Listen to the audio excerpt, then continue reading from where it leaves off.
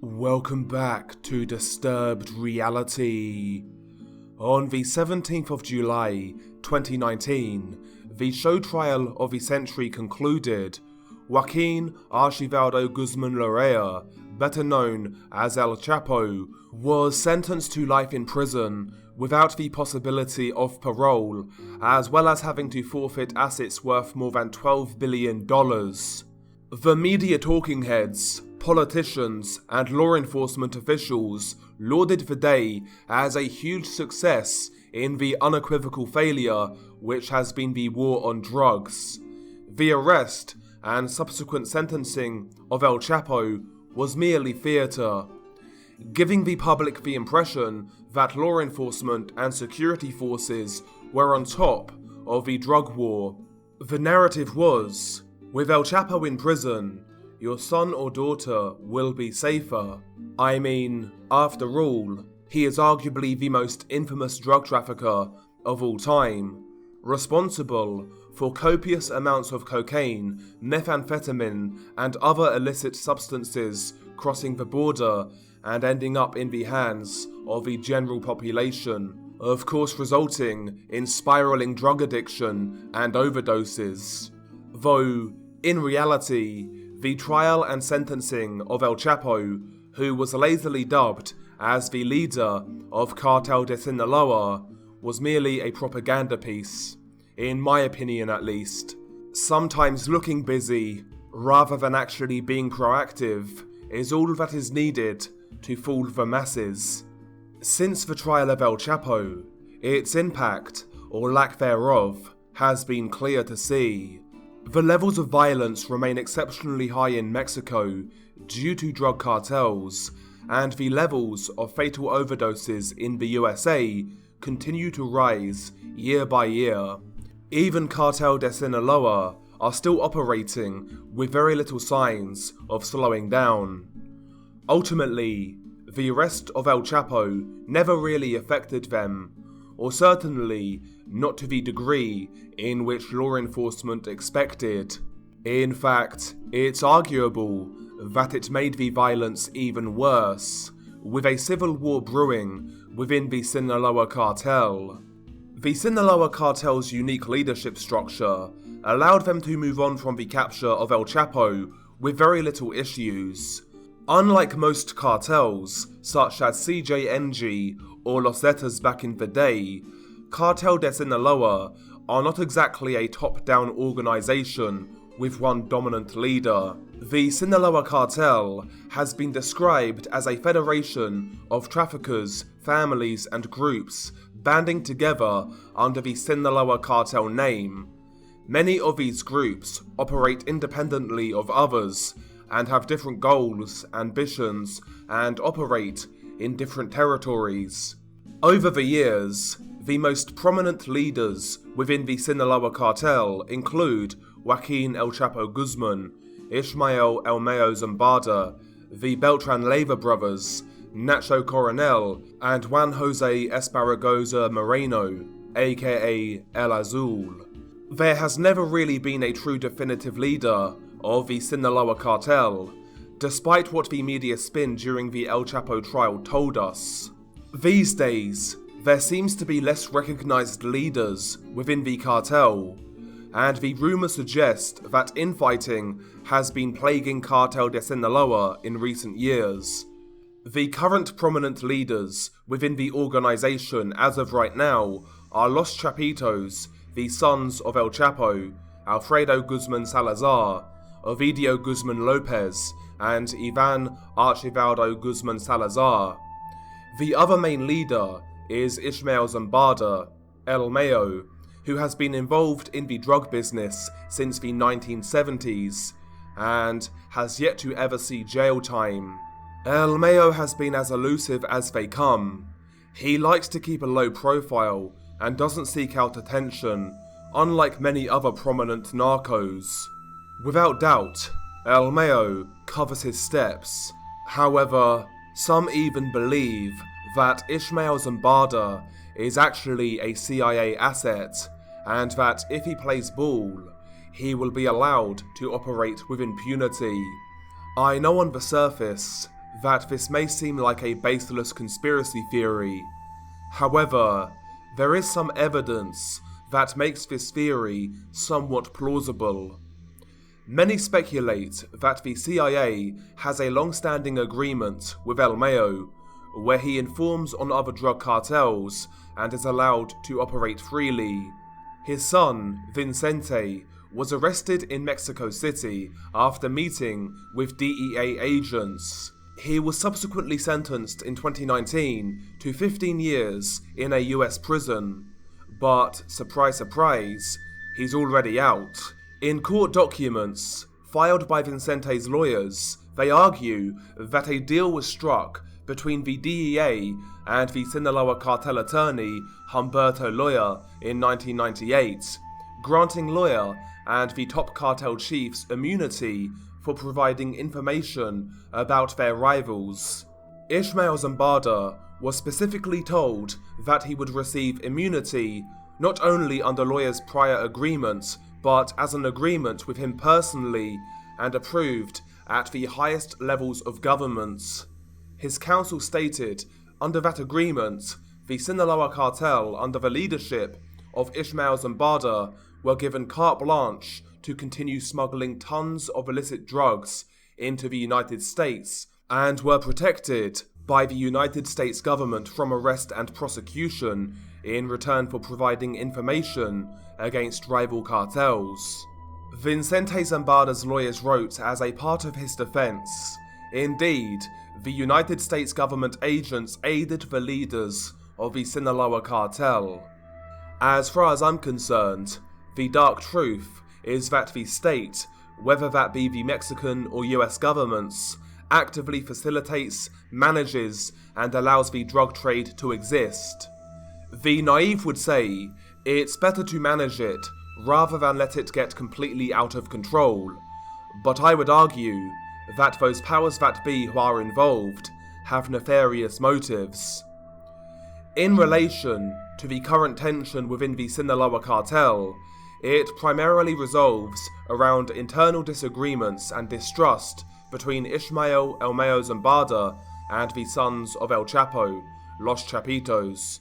The dispute somewhat divides the Sinaloa Cartel, with some factions and cells favouring Los Chapitos, whereas others remain loyal to El Mayo. Many speculate that the recent uncertainty at the top level of Cartel de Sinaloa has only made it easier for their arch-enemies, CJNG, to grow in influence. Without a doubt, a united Sinaloa Cartel may have blocked CJNG advances in certain states. The distrust between El Mayo and Los Chapitos has only exasperated in recent years. Many rumours indicate that Los Chapitos claim that El Mayo didn't do enough to prevent the capture of their father, El Chapo, with some speculation suggesting that El Mayo played a part in giving up El Chapo. In fact, Ismael Zambada's son, Vicente, did testify against El Chapo back in 2019. It's also said that during the Battle of Culiacan in 2019, that El Mayo turned his back on El Chapo's sons while they were in their time of need. The Battle of Culiacan was a failed operation by the Mexican National Guard to capture Ovidio Guzmán Lopez, who is wanted in the United States for drug trafficking. On the 17th of October 2019, a large convoy of vehicles drove up to Guzmán Lopez's house in Culiacan based on an extradition warrant from a US judge. The military initially succeeded in capturing Ovidio, but quickly found themselves surrounded by cartel enforcers. Aware of the raid, it said that Ovidio called various cartel security chiefs to try to prevent his capture. It's estimated that around 700 to 800 sicarios flooded the streets of Culiacan, blocking roads and highways, as well as shutting down the local airport. They would even go as far as capturing military personnel, using them as leverage for the release of Ovidio. By the time Ovidio opened the door to the police, cartel enforcers had already flooded the streets. As shown in the footage, police seem to be panicked as sounds of gunshots can be heard in the background. They plead with the video to get his men to stand down. In fact, they even let him call his brother Ivan to stop the attacks. While on the phone, he says to Ivan that he doesn't want any violence and tells everyone to stand down. Ovidio tells Ivan, "I'm going to give myself up. Don't worry, the lawyers will get me out." Ivan was quiet for a few seconds, pondering the available options. He then simply replies, "Fuck that, we're going to get you out." Cartel enforcement groups would then engage security forces, even as far as kidnapping soldiers from an army barrack. In one piece of incredible footage, soldiers can be seen surrounded by cartel sicarios. Instead of fighting, they essentially surrender, shaking the hands of the sicarios and de-escalating the situation. It's also said that the Sinaloa Cartel sent out messages on various communication apps such as WhatsApp, inviting anyone who is willing to pick up arms to fight for Ovidio with the promise of being paid $1,000 a day until he is free. Ovidio's brother, Ivan, who is the leader of the Los Chapitos faction, was leading the operation that day. Due to the military hostages and the risk of violence being committed against the general public, the Mexican government had a huge decision to make: either free Ovidio or potentially risk unprecedented bloodshed on the streets. Only a few hours after his arrest, Ovidio was freed by the Mexican government, which drew widespread condemnation from around the world. To this day, Los Chapitos continue to operate in the drug game. Many rumors indicate that El Mayo was not willing to help with the effort to free Ovidio, which may have been the last nail in the coffin in the relationship between him and Los Chapitos. Groups loyal to Los Chapitos, such as Los Salazar, arguably the most violent cell of Sinaloa, as well as Los Ninis, have been battling against factions loyal to El Mayo, such as Los Russos and Operation MZ. Primarily, the violence has taken place in the states of Sonora and Baja California, two key strategic states containing important drug corridors that lead directly into the USA. Although not much of the violence has been captured on camera, reports of firefights between the opposing groups seem to be becoming all the more frequent. Despite the tension, the violence is still being kept somewhat under control by the cartel. A full-blown civil war right now could be disastrous for Sinaloa, with both Los Chapitos and El Mayo fighting against the powerful CJNG. Two of the key figures in the internal conflict go by the names of El Russo and Victor Manuel, aka El Vaquero. El Russo is in charge of Los Russos, a group of sicarios who are loyal to El Mayo, and El Vaquero was in charge of Los Salazar, who are loyal to Los Chapitos. Although El Vaquero was arrested in 2022, it doesn't appear to have alleviated the tension. El Russo and his group in particular are known to be especially brutal when it comes to dealing with those associated with Los Chapitos. Stories of long torture sessions, followed by gruesome executions, highlights the personal nature of this conflict. On the 3rd of December 2022, a convoy of at least 20 Los Chapito vehicles full of hitmen rolled into a small town on the border of Sonora and Baja California, where El Russo, the founder of Los Russos, was visiting. El Russo was heavily guarded, and his sicarios were able to counter the attacks of Los Chapitos, leading to a large-scale vehicle battle that involved up to 49 vehicles. The fight itself left at least 10 dead. El Russo managed to survive and escape, but a lieutenant of his may have been kidnapped. Barrett 50 cals and assault rifles were used, along with frag grenades during the fight, which lasted for at least 2 hours. It's said that the group of sicarios belonging to Los Chapitos was led by Samuel Ibarra Peralta, aka El Pia, and his son, Jesus Aurelio Ibarra Ramiro, aka El Aurelio. Various photos and videos of the aftermath of the attack can be found online. It's said that several sicarios were arrested after the event. In regards to content surrounding the internal Sinaloa conflict, not much has made its way online, though one clip in particular did make the rounds a couple of years ago. I highly suspect that the video was never supposed to be released online, as it's been recorded while it's playing on another device.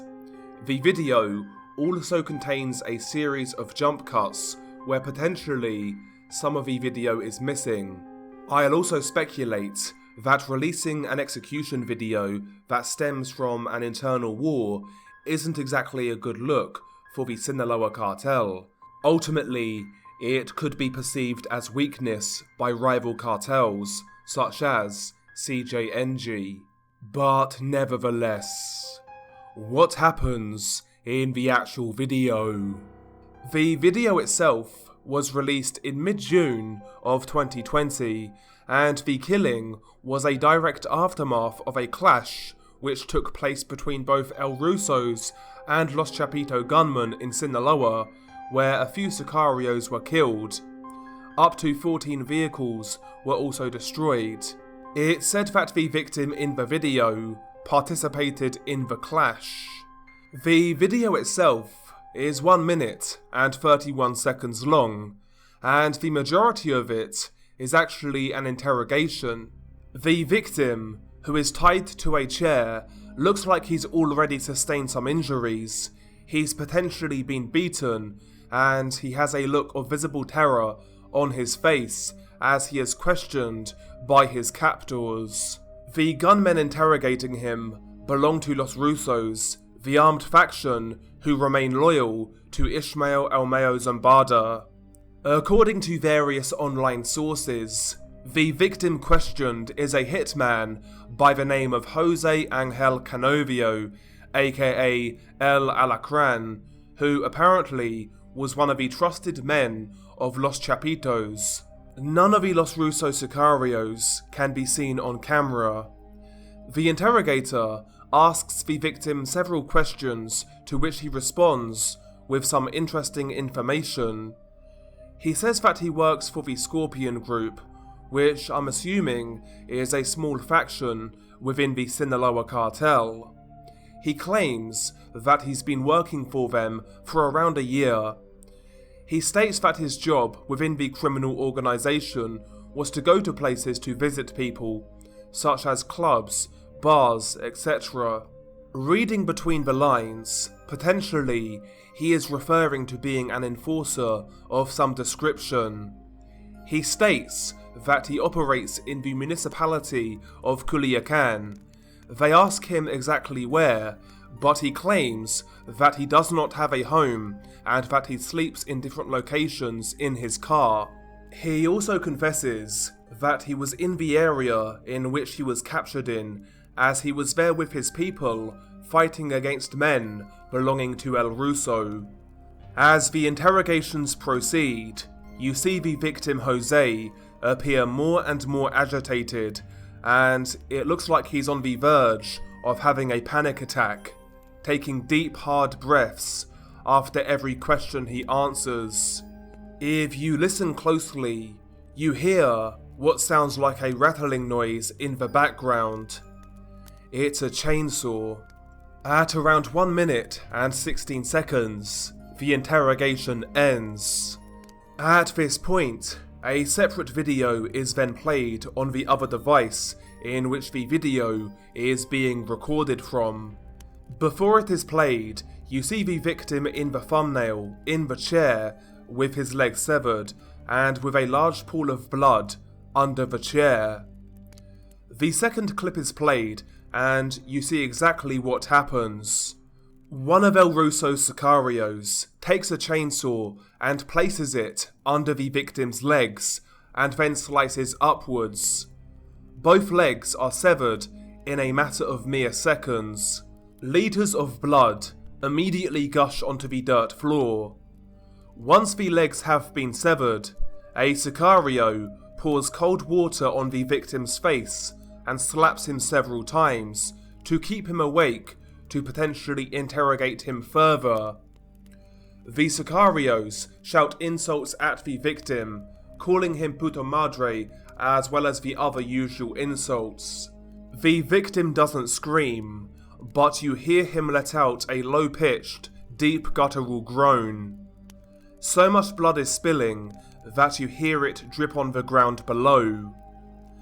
This is where the video ends. I would highly suspect that there are more clips surrounding this case. The fact that the only recording we have is recorded off another device leads me to believe that we were never meant to see it. Also, the video is not continuous, but rather it is two separate clips. So I do wonder how many other clips were recorded. Potentially, a recording of the interrogation after the victim's legs were severed is on the phone of a random sicario. Who knows?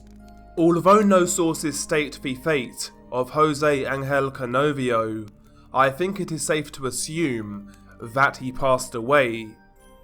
If anyone has anything to add in regards to this video, please do let me know in the comments below.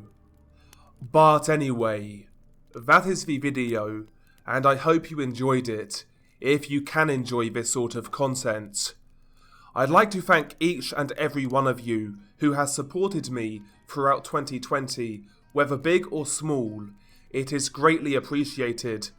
For me, in a personal sense, it's been a manic year, to say the least, with many external forces and circumstances to contend with. Some weeks, it has been very hard to make videos, though the encouragement in which I get from each and every one of you drives me forwards and keeps me motivated. This journey has been filled with ups and downs, but such is life. I still run this channel with the deluded ambition of trying to spread some sort of awareness, particularly in regards to the sham that is the war on drugs. I ask myself all the time, is this channel the right way to go about it? What can I do to really make a difference? Or at least, as I said, spread awareness. The dream is simple, as stated previously. I'd like to experience what is going on firsthand. I'd like to travel out to Mexico to really see what is going on. Talk to those family members who have lost loved ones, or talk to journalists and the police who are doing their best in a losing battle, to even talking to active cartel members. I wouldn't even call this a goal, as it's probably delusional, but it is the dream, and let's be honest, there's nothing wrong with being a dreamer. Maybe you guys can help me out. Who knows, maybe you could spam Vice News and point me in their direction. But anyway, I'd also like to wish you guys a Merry Christmas if you celebrate it. But more importantly, I wish you a Happy New Year and hope that all of your dreams, goals and ambitions come to fruition. Once again, thank you guys for the support. I hope you realise how much it means to me. For those that are interested, I do have a Twitter, link will be in the pinned comment, but more importantly, if you could also follow me on Twitch, that would be amazing. But anyway, as always, stay safe, Merry Christmas, and I'll catch you on the next one.